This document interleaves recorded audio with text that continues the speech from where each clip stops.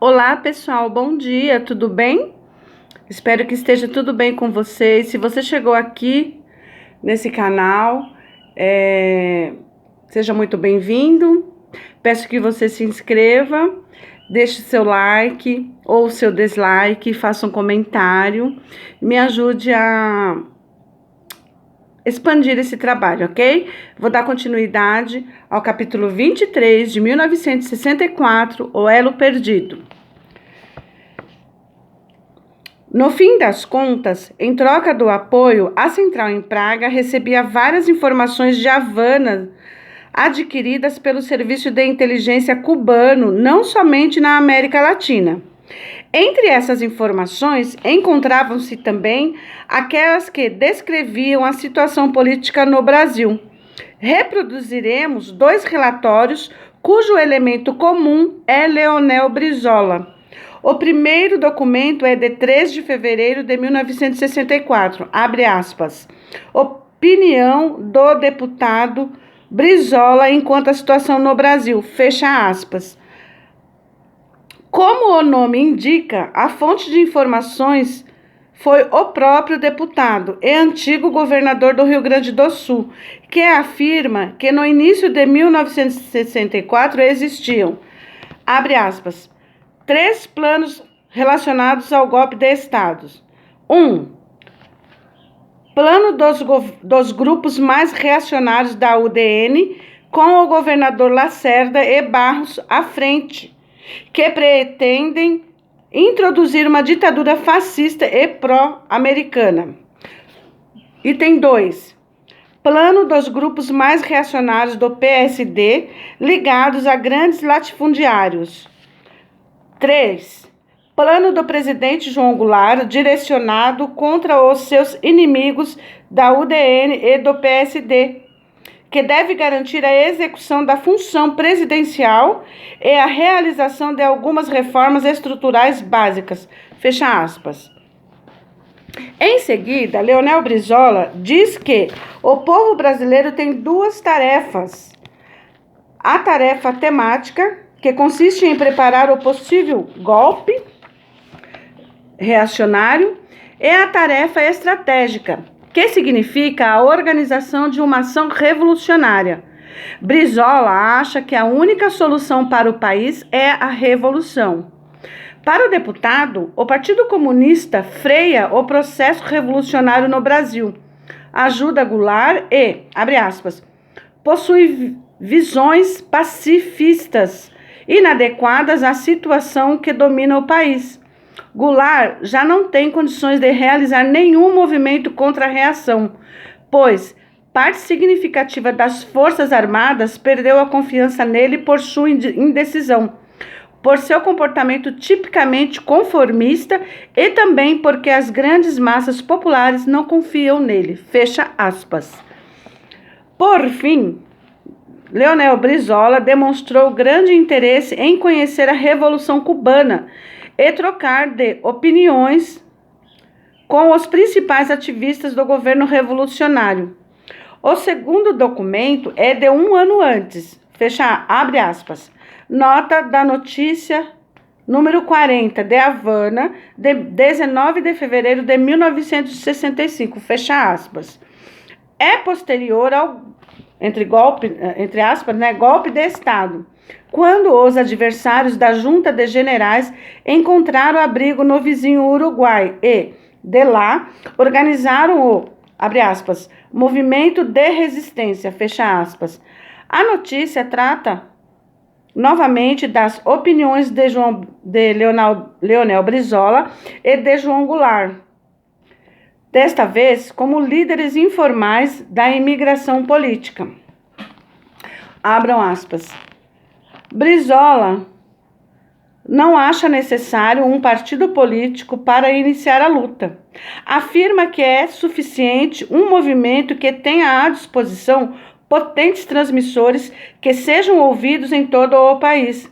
Os slogans revolucionários devem ser concretos o suficiente. Por exemplo, abre aspas, terra para o combatente, fecha aspas. A união surgirá sozinha durante a luta. Goulart acredita que o golpe acontecerá.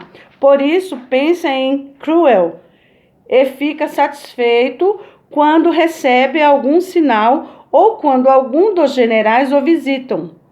As últimas limpezas entre os generais limitaram essa possibilidade.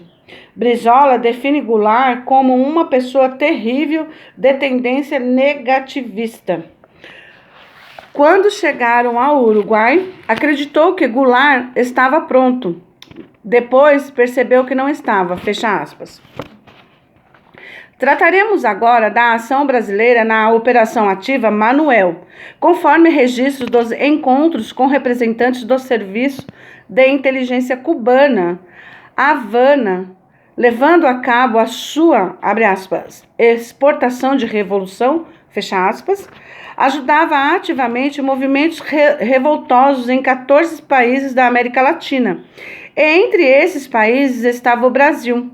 Em 1962, os cubanos ainda acreditavam na realização de uma, abre aspas, ampla revolução latino-americana, fecha aspas. Mas, com o tempo, começaram a ver a questão de forma mais realista e criaram uma hierarquia de interesses.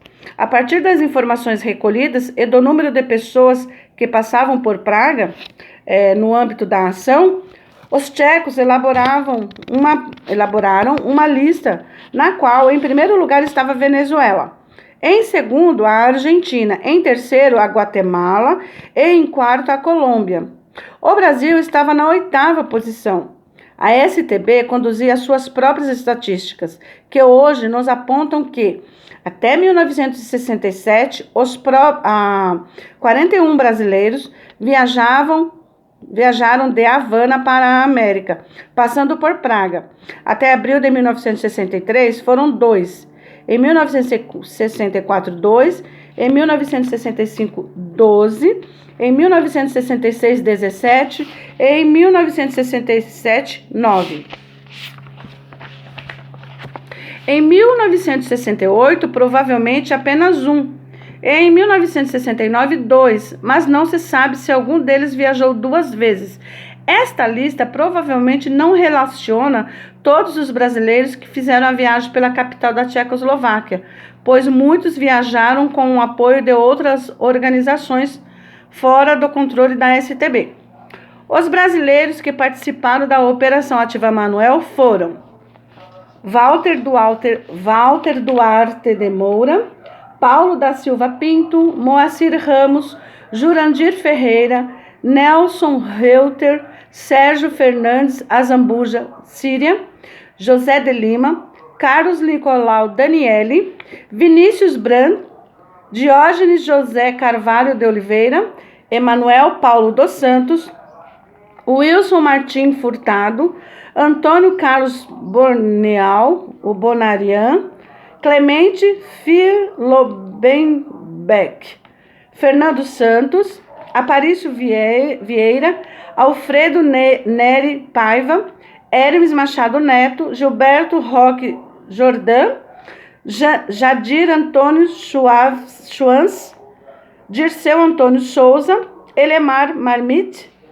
Armando Augusto Vargas Dias, Herbert José de Souza, Alípio Freitas, Omar Terry, Almir Olímpio de Melo e Carlos Mares Rosário, Índio Brum Vargas, Mário de Carvalho, Epitácio Ramígio de Araújo, Augusto Pinto Boal, Javi de Almeida Fialho, Paulo Wright, Lourenço Calvete, Tagore Maia Pereira, Neri Benvenuti, Ubiratã Vatutim Borges Hert, Antônio de Souza, Neiva Moreira. Essas pessoas participaram da Operação Ativa Manuel, mas não consta na pasta a identificação da nacionalidade. Davi Ribeiro Calado, Mas da Costa Santos, Mas da Costa. Aqui pode haver um erro na escrita, pode tratar-se de Max, né? Max. Daniela Fraga, José Luiz, Gladys Vegas e Aurora Martinez Prieto. Faltam na lista o nome de José Anselmo dos Santos, que em fevereiro de 1967 chegou de Havana ao Brasil por Paris, via Praga e Canadá. No livro Minha Verdade, publicado em 2015,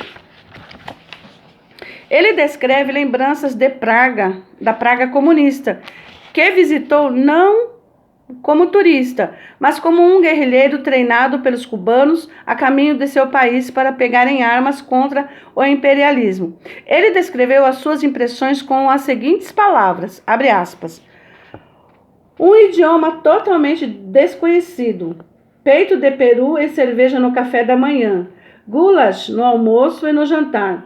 Quando se pedia arroz, a resposta era quase automática: acabou! Neve e a presença de militares com ar prepotente por toda a parte. No Hotel Internacional, frio e semideserto, estavam duas meninas chilenas, aguardando o embarque para Cuba. Fizemos amizade e passeamos, apreciando a arquitetura da Praça Venceslau, onde algumas moças se dedicavam à prostituição discreta, buscando dólares. No outro dia, dançamos um arremedo de tico-tico no fubá, na boate do hotel, onde éramos os poucos frequentadores, além de um casal desconhecido e um cavalheiro solitário. Um bonde era o meio de transporte entre o hotel e o centro da cidade, que parecia deserta. Ruas sem carros, sem comércio, sem gente, sem aquela atividade febril e facilidades tão costumeiras no mundo capitalista. Numa ocasião, na saída do hotel, um moço aproximou-se e sinalizou para mim, falando em inglês e oferecendo-se para trocar dólares por coroas tchecas. Pagava o dobro do câmbio oficial. Meio assombrado, pensando estar diante de um trapaceiro, troquei 10 libras com o rapaz, que era apenas um estudante dissidente. Anselmo não teve contatos operacionais com nenhum cidadão da Tchecoslováquia em Praga, pois a sua viagem estava fora do controle da STB. Quanto à ação Manuel, não é possível enumerar todos os clientes brasileiros da, abre aspas, agência de viagens, fecha aspas, cubana. Concentramo-nos, então, nos nomes de alguns viajantes, entre aspas, beneméritos e importantes guerrilheiros e ativistas esquerdistas que, a caminho do continente americano, puderam conhecer a capital da Tchecoslováquia comunista. O personagem mais original da lista é Alípio de Freitas, português, mas com forte ligação com o Brasil. Nascido em 1929, em Portugal, tornou-se padre católico em 1952. E 5 anos depois veio trabalhar no Brasil a convite do arcebispo, engajando-se em melhorar o destino dos pobres. Uma viagem a Moscou em 1962 exerceu grande influência em seus ideais.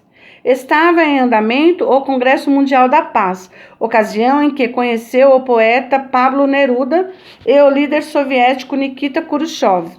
No mesmo ano, visitou também a Tchecoslováquia e suas visões tornaram-se fortemente comunistas. É possível que já tivesse essa orientação em 1961, quando, ao colaborar com Francisco Julião, foi enviado a Cuba para um curso de guerrilha. Depois de voltar de Moscou, abandonou a igreja e passou a se dedicar a atividades políticas e sociais, ajudando na organização do movimento das Ligas Camponesas. Após 1964, emigrou para o México, de onde foi para Cuba para ser novamente treinado para a guerrilha. Voltou ao Brasil clandestinamente em 1966, tornando-se um dos principais ativistas do Movimento Ação Popular, AP, que não hesitou em usar da violência, organizar atentados e assaltos a banco durante a luta contra o regime. Em 1970, foi preso e entre aspas, torturado. Em 1979, foi liberado e, como não possuía cidadania brasileira, teve de deixar o país. Desde 1980 vive em Portugal, por ter sido obrigado pelo regime militar a viver na conspiração e não poder trabalhar normalmente, recebeu das autoridades esquerdistas brasileiras, em 2009, uma indenização financeira de aproximadamente R$ 700 mil. Isso é revoltante, viu? Além de uma pensão mensal regular, livre de impostos de cerca de R$ 6 mil. Logicamente, a nossa versão biográfica é resumida e omite alguns aspectos, devido às suas convicções e atividades marxista-leninista. Alípio foi proibido pela Igreja Católica de exercer a função de padre após um discurso em uma reunião do PCB no Rio de Janeiro. No arquivo disponível na página Brasil Nunca Mais, há um documento assinado pelo arcebispo da Cúria Metropolitana do Maranhão, José Delgado, informando aos órgãos policiais a suspensão do padre Alípio, em junho de 1964. Para que não reste nenhuma dúvida quanto à questão, anexamos também a informação da imprensa da Cúria de 2 de janeiro de 1962, publicada no Jornal do Maranhão, que também informa sobre a aplicação do direito canônico sobre o padre esquerdista. Esse detalhe de sua biografia é importante, já que nosso ativista sentiu saudades do cerimonial e do ambiente católico.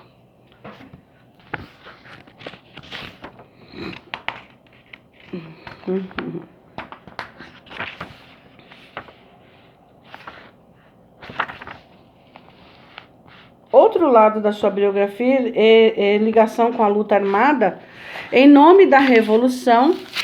Em entrevistas, reconhece que fazia parte da Ação Popular, que foi renomeada para APML, adicionadas as palavras marxista-leninista, e manifestou a sua relação crítica com o PCB, acusando-o de fraqueza a respeito da luta de guerrilhas no território nacional.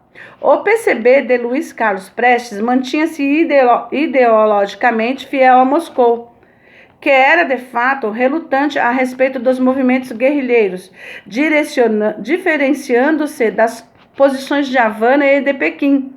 Alípio fazia parte da fração contra Moscou, que organizava ações terroristas que fizeram vítima entre a população civil inocente. Com base nos materiais da STB, na pasta de correspondência operacionais, cujo conteúdo está em grande parte dedicado à ação Manuel, há uma subpasta dedicada a Freitas, o que ele destaca dos outros Manuéis, que tiveram somente o nome anotado na chegada. A STB se dedicou a um reconhecimento mais profundo na esperança de adquirir um informante eficiente. Como já lembramos, o Serviço de Inteligência Tchecoslovaco realizou, paralelamente à Operação Manuel, a sua Operação Martinez, que não foi informada aos cubanos e que tinha como objetivo não só adquirir informações dos viajantes à América Latina, mas também construir uma nova rede de colaboradores e informantes. Essa operação não foi tão bem sucedida, O tempo de estadia dos latinos em Praga era limitado e muitas vezes eram montanheses e agricultores que não serviam para essas tarefas, mas foi iniciada e realizada. O antigo padre chegou a Praga para a Manuel em 3 de março de 65 e, ao contrário do costume, não foi anunciado pelos cubanos. Estranhamente, o residente cubano Ordonez, em Praga, pediu que Alípio fosse tratado como cada Manuel, mas frisou que Havana não confiava nele e, por isso, apenas o receberia no aeroporto, deixando o resto com a STB. A central em Praga perguntou a Havana o motivo da falta de confiança, mas na pasta não há uma resposta. Pode ser devido ao comportamento liberal do amigo padre em relação às mulheres e ao álcool, o que também se confirma nos materiais da polícia brasileira, anteriores a 1964. Os materiais publicados disponíveis encontram-se delações sobre o ainda padre, né, informando que, mesmo em situação de sacerdócio, teria seduzido casadas e virgens. O agente Lenco, colaborador secreto brasileiro da STB, mencionou algo parecido sobre o antigo padre quando a central lhe pediu, via Residentura no Rio, informações sobre Alípio de Freitas. Queriam saber pontualmente se podiam confiar, abre aspas, na sua credibilidade para um aproveitamento operacional, fecha aspas. A seguir, chegaram do Rio mais duas notícias. Uma delas vinha do residente Scorepa, confirmando que se tratava de um extremista esquerdista e colaborador próximo do deputado Julião, que estaria em Cuba e possuía, no Brasil, uma pena de prisão por atividades subversivas. A segunda notícia vinha do colaborador Lenco e foi encontrada em outra pasta de correspondência operacional. O agente não conhecia o amigo e nacionalista. O agente não conhecia o antigo padre. Então, durante conversas com conhecidos deputados e nacionalistas, descobriu que, abre aspas, seu ponto fraco era o álcool. Embriagava-se com frequência e, nesse estado, metia-se em ações irracionais e confusões. Mesmo sendo padre, seu ponto fraco também eram as mulheres e parece que no passado participou de verdadeiras orgias. Fecham aspas. Informações não verificadas não deveriam determinar a decisão final do Serviço de Inteligência de Praga, mas, com base em suas próprias observações, a central convenceu-se que a questão do álcool na vida do figurante poderia influenciar negativamente. A primeira estadia do senhor Alípio em Praga durou até 1º de abril de 1965, mas logo ele apareceu novamente na Tchecoslováquia, em 28 de abril, na companhia de Paulo Stuart Wright, outro ativista brasileiro. Entregou à funcionária da STB, Klimplova, que os acompanhava, materiais sobre a imigração brasileira que ela havia lhe pedido. E, em 2 de maio, visitaram junto 2 lugares importantes para a história da Tchecoslováquia, Terezín e Lidice. A excursão foi organizada para que os funcionários técnicos do Serviço de Inteligência pudessem fazer fotocópias dos documentos brasileiros durante o período de ausência dos hóspedes no quarto de hotel. No caminho de Terezín para Lidice, o grupo formado pelos 2 ativistas de conspiração brasileira e pela oficial de carreira da STB parou na cidade de Melnik para almoçar. Klimplova relatou que, abre aspas, o padre pediu-lhe que trouxessem de aperitivo abre aspas, nossa bebida nacional, fecha aspas, vodka de ameixa, Slivovitz. Também elogiou bastante a qualidade do vinho branco de Melnik, que bebeu bastante. Então, no caminho de Terezín para Lidice, dormiu profundamente no automóvel. Wright, por sua vez, foi bastante abstêmio quanto à bebida. Fecha aspas. Após o relato sobre a imigração e tendo a consciência de que Havana não confiava nele completamente, assim como os comunistas brasileiros, o Serviço de Inteligência concluiu que o padre não servia para ser colaborador. E depois dos relatórios sobre as 2 estadias em Praga, não lhe foi dedicada mais nenhuma documentação. Além disso, os cubanos informaram a Praga que pretendiam aproveitá-lo para certas atividades operacionais, o que também era um sinal de que o melhor seria desistir de ligá-lo à STB. Em março de 1965, Alípio visitou o padre Iosef Beneš, que conhecera nas estadias anteriores na Tchecoslováquia, e no congresso em Moscou. Encontrou-se com Beneš em 12 de março. Chamavam-se mutuamente de irmão. E segundo o relatório de Klimplova, conversaram em francês. O padre tcheco lhe oferecera a oportunidade de rezar uma santa missa, ao que o padre, abre aspas, o padre aceitou com alegria, fecha aspas, Rezou a Santa Missa todas as manhãs na igreja da Santa Ludmila, no bairro Vinohrad, em Praga, onde o canônico era o padre Mará, que presenteara Alípio com uma gabardina e um relógio soviético de ouro. Segundo Klimplova, Alípio afirmou que era um absurdo, abre aspas, absurdo que ele, sacerdote católico, não possa exercer seus serviços sacerdotais em nenhum país capitalista e que pode rezar a missa somente em países do bloco socialista, fecha aspas.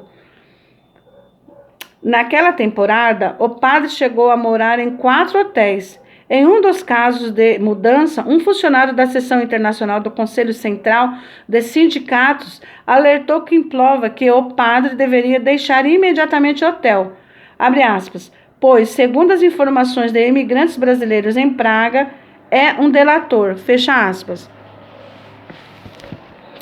A STB transferiu imediatamente o hóspede para outro hotel. Temos uma nota informando que Alípio e o Dr. Benez participaram de um encontro de padres no sul da Tchecoslováquia, no qual se falou sobre a situação em Cuba e no Brasil, e que alguns dias depois, a convite do ministro da Educação, fez uma palestra sobre a América Latina na Faculdade Católica de Teologia da cidade de Litomiersk. Em 31 de março, foi organizado um encontro com freiras no Santuário Católico de Hostin, no qual justificou a necessidade de apoiar os movimentos nacionais libertadores na América Latina. A atividade de agitação do antigo padre não se limitava, portanto, a guerrilheiros e ativistas da esquerda, mas envolvia também representantes da Igreja Católica. Outro ativista importante da Ação Popular Brasileira, que esteve em Praga, foi Paulo Stuart Wright, brasileiro, filho de protestantes americanos. A STB também intermediou sua viagem junto de Alípio Freitas.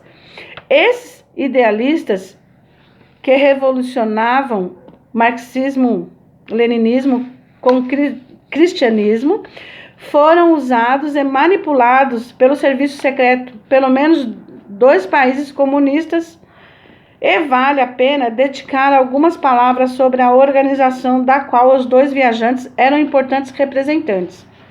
A Ação Popular surgiu em 1962, unindo 2 correntes relacionadas ao cristianismo da esquerda, Juventude Universitária Católica, a JUC, e Ação Católica, baseada nas ideias de pensadores como Emmanuel Mounier, Teilhard de Chardin e Jacques Maritain. A organização radicalizou-se com o tempo, principalmente sob a influência do pensamento comunista. Em 1964, essa corrente de pensamento tornou-se um movimento de dissidente e conspirado, pois os seus principais ativistas foram tratados como ameaça pelo regime militar e tiveram os seus direitos políticos cassados. Em 1965, foi aprovada a tese de um programa que pregava que a única maneira de lutar era pegar em armas. O movimento era inspirado nos pensamentos de Mao Tse-tung e sofreu sua cisão ideológica em 1966, quando o grupo que permaneceu na AP formulou seus postulados a partir dos seguintes pontos, abre aspas, somos contra o governo, contra o PCB, pregamos a luta armada e somos católicos ou protestantes, fecha aspas. No ano seguinte, seu ativista Vinícius Brandt, também no grupo dos Manuéis, representou o Brasil durante a Organização de Solidariedade Latino-Americana e alguns membros da organização também foram enviados para um treinamento guerrilheiro na China. Em 1969, a organização consolidou-se para, em 1973, unir-se ao PCdoB, Partido Comunista de Orientação Maoísta. Paulo Stuart Wright, então, era um dos ícones do movimento de resistência contra a ditadura militar. Esteve em Cuba em 1964 e, em 1975, voltara ilegalmente ao Brasil. Cristão marxista e membro da Igreja Presbiteriana, antes do, entre aspas, golpe, fora deputado estadual, mas teve os direitos políticos cassados pelo ato institucional. Foi um dos criadores da Ação Popular, entusiasta da luta de guerrilha e contrário à aproximação do PCdoB. Morreu em 1973. A versão oficial afirma que foi alvejado durante uma tentativa de fuga da prisão e desapareceu. Os esquerdistas, por sua vez, afirmam que ele foi morto pela polícia, provavelmente torturado até a morte. O seu corpo nunca foi encontrado. Outros combatentes brasileiros foram ajudados pela STB, como Carlos Nicolau Danieli, que chegou a Praga em 18 de janeiro de 1964 com um passaporte cubano em nome de Ricardo Martins Rojas. Planejava partir de Praga ao Rio em 20 de janeiro, via Paris, com o seu passaporte verdadeiro. A STB percebeu que ele tinha em seu passaporte o visto cubano de 1963 e o visto tchecoslovaco do mesmo ano, o que era uma séria violação dos princípios de conspiração. Devido à correção do passaporte, hospedou-se no Hotel Internacional e deixou a Tchecoslováquia mais tarde. Sobre ele, o oficial do Serviço de Inteligência disse que, abre aspas, com base em seu comportamento, percebe-se que ele já possui certa experiência com viagens. Ele mesmo disse que já visitou a União Soviética, a China, a Coreia e outros países do bloco socialista. Mais adiante, foi registrado que Murilo, estudante brasileiro, entregou a Daniel um aparelho fotográfico de produção tchecoslovaca, pelo que este lhe foi bastante grato. Praga informou a Havana sobre a sua partida. Diógenes José Carvalho de Oliveira voou via Praga 2 vezes no intervalo de 1 ano. Da primeira vez, chegou na companhia de Carlos Mares Rosário e Índio Brum Vargas. Os 3 tiveram os passaportes corrigidos, entre aspas, e as paradas seguintes foram Paris, Chile e Uruguai. Foram marcados com a categoria C na hierarquia de guerrilha. A funcionária da STB entrou em contato com eles no aeroporto, recolheu os passaportes cubanos falsos e os ajudou a comprar passagens aéreas para Paris. A caminho da América, usaram os passaportes brasileiros verdadeiros.